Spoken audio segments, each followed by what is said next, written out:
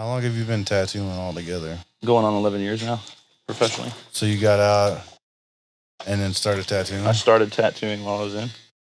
Actually, almost got in some serious trouble. First sergeant came by my barracks room.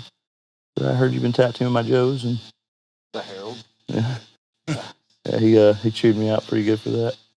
And then he was like, so this is what I want to get after he saw my setup. Every time I see a formation, I'll be like, hey, First Sergeant, a tattoo, you know.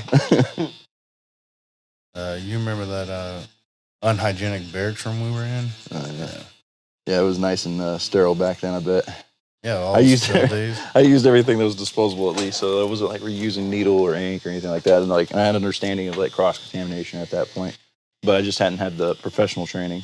Yeah, I have this thing that's called a tattooist Bible, and I don't even recommend messing with any of that because you're going to develop a lot of bad habits if you ever decide you wanted to get into the professional side of this. I'd highly recommend finding a reputable shop and somebody that's willing to teach you if you're wanting to get into How do you get into this? Basically, like finding a reputable shop, somebody that's capable of teaching you and has the time that's willing to teach you, because what you're basically doing is you're coming into a trade that they're already currently pre-existing in, and they're going to take time out of their day to show you something that you're going to be in eventually competition of them to do. So that's a real hard one to do.